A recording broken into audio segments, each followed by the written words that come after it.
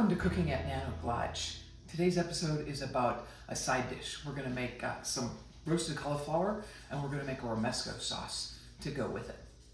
Romesco sauce is Spanish in origin, and it uses tomatoes and peppers, and a little bit of olive oil, sometimes some vinegar, sometimes some crusty bread to thicken it up, and it's got nuts in it.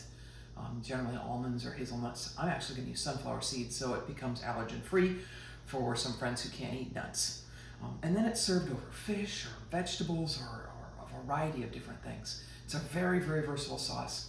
And there's as many different varieties of Romesco sauce once you start using tomatoes and peppers as there are households. So today I'm going to show you my version. Everything we need to make Romesco sauce is right here. Got the cauliflower, which I'm going to roast. It doesn't have to be roasted, but I love roasting vegetables to really deepen the flavor and caramelize them just a little bit. For the Romesco sauce, we're going to use tomatoes. The recipe I said Roma tomatoes, but the ones I went to get at the grocery store were not very good, so I got these beautiful vine-ripened tomatoes, which will work just fine as well. Use some garlic, 1 red pepper, as I said, the sunflower seeds.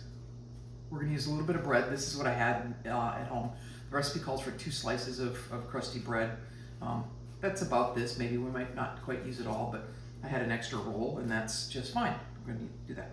We're going to season it with a little bit of thyme, some smoked paprika, some chili powder, olive oil, a little bit of sherry vinegar, salt and pepper.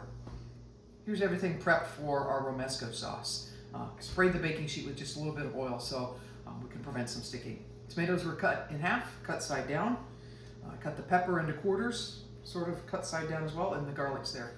We're going to pop that in the oven and let it get nice and roasty. We're going to char the skins on the tomatoes, and then we'll pull all that off. We've got our olive oil here, and here I'm using the really good stuff. We're not going to cook anything with this, as it's going to go over the already cooked cauliflower. So I want the really nice, sharp Tuscan flavor to come out in Vieri's olive oil. A little bit of sherry vinegar. I've chosen sherry vinegar because sherry is from Spain, and so it goes really well with all this. If you don't have sherry vinegar, red wine vinegar will do just fine.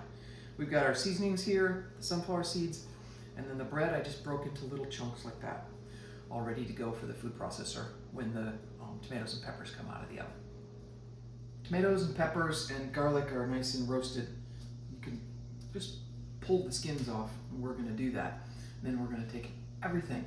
We're going to blend up the seeds and the nuts and just get them sort of crumbly with the seasonings, and then we're going to toss the peppers and the tomatoes and the garlic in there, and then the oil and the sherry, and our Romesco sauce will be done.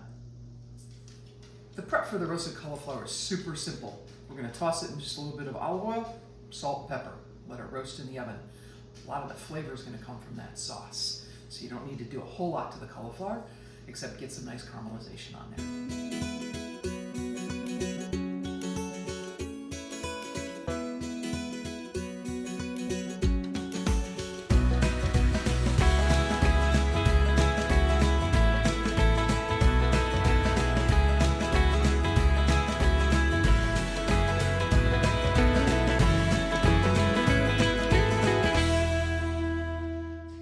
Beautiful bowl of roasted peppers, tomatoes, and garlic, all and a little bit of the juices from the pan, all ready to go to make the Romesco sauce.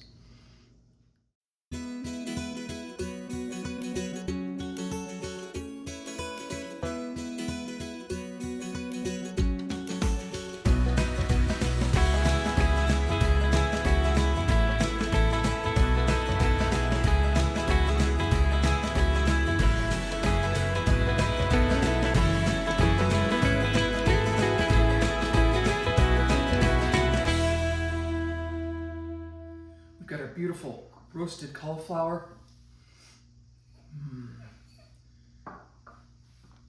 as well as our Romesco sauce. Now there's lots of choices here.